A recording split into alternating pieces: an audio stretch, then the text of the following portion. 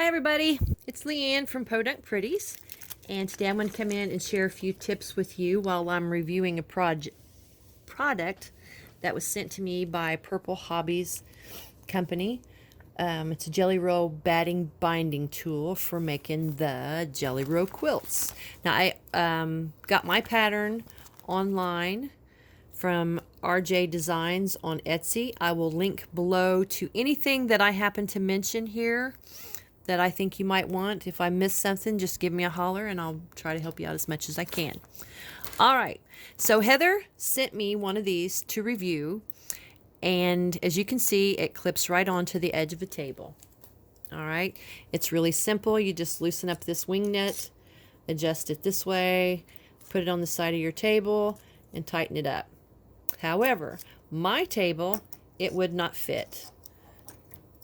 Won't fit. So Heather was kind enough to make one for me that was a little bit longer. You see this? And it fit, but I hate to give a bad review. I just didn't feel like it was working good enough. When it was up like this, glue on my table, the fabric and the batting would get all askew, and most of it would all be down here, so it wasn't folding up properly. So I decided to take it off the table and lay it down this way, and it's almost perfect every time. So I'm going to show you how this works, how I do it. But before I do that, I want to tell you that when you first start out making your Jelly Roll quilt, let me find the end of this somewhere. It's somewhere. Where is it? Here it is. Oh, sorry about that, guys. All right. Just like if you were piecing your quilt, put stitch a piece through there, a little piece of fabric, to where it comes out back behind the walking foot. Now, I'm using a walking foot. You don't have to. It just works best for me. I did a lot of trial and error with this, and I found that I like using the walking foot with all this thick batting and fabric. But anyway, stitch that through there until it's hanging out behind the walking foot, and then start this piece through there. Do like 3 or 4 stitches in a place, that way it's nice and tacked. And if you have any issues with it feeding it through, you just grab a hold of that fabric and pull it, and that way you don't get a big bird nest of stitches on the back. Now, another thing that happened when I first started out was, let's get it to zoom. You see those really bad stitches on the back? That just looks awful.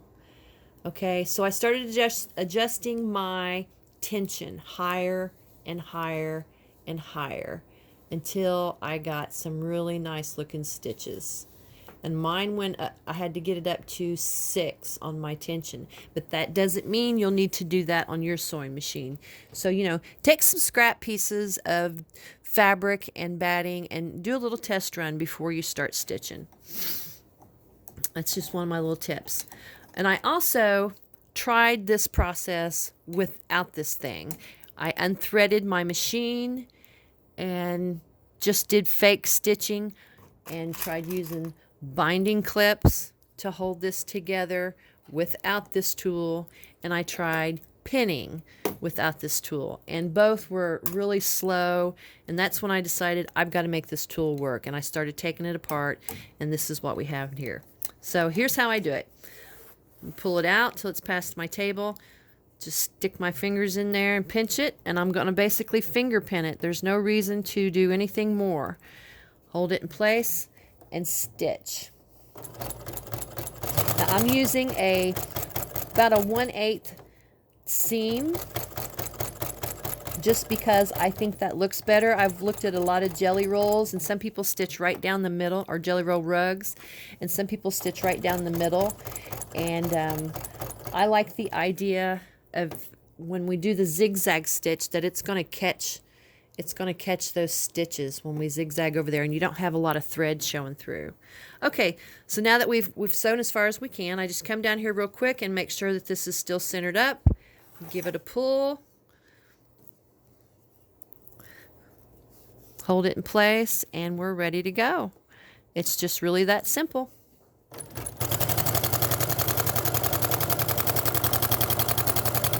Now with my machine, I found that reaching through here and assisting and pulling helps with keeping this top part from puckering and sliding over. For some reason, it wants to slide askew if I don't pull a little bit from the back, just assisting it a little bit. And it's good practice for later on the quilt, I do believe, because later on the quilt, you're going to have to, or quilt, rug, you're going to have to help spin it when we start putting it together.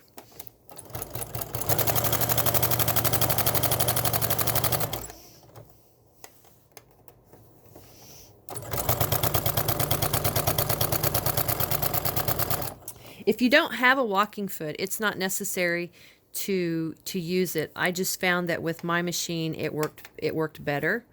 So you can try it without it. I've seen a lot of people make it without it with no issue, but my machine just flat didn't want to pull this through.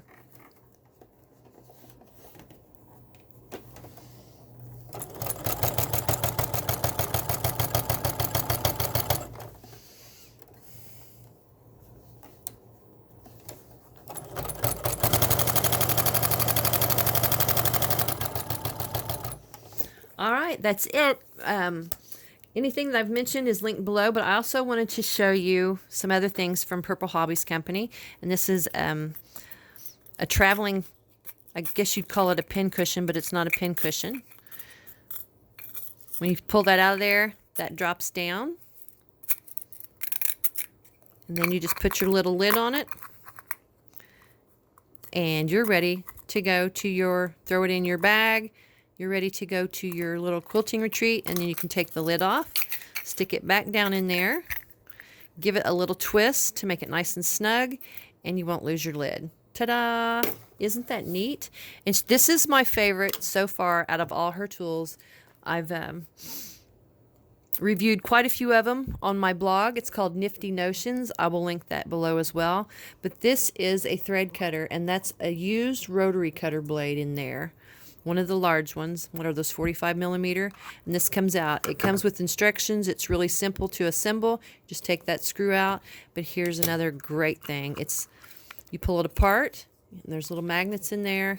This also is made to travel for when you go on quilting retreats. Whoops, I got that in there cattywampus. There we go. And then you just put that back on there, throw it in your bag, and you're good to go. There's little rubber grippers on the bottom to keep it from sliding around. Nice and secure.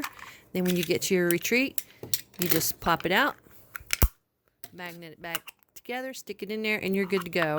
These would be awesome little gifts for Christmas for a quilter or birthday, little giveaways, or, you know, for any quilter. Anyway, check it out. Check out my blog for other notions. I try to at least twice a month do a Nifty Notions, a new notion.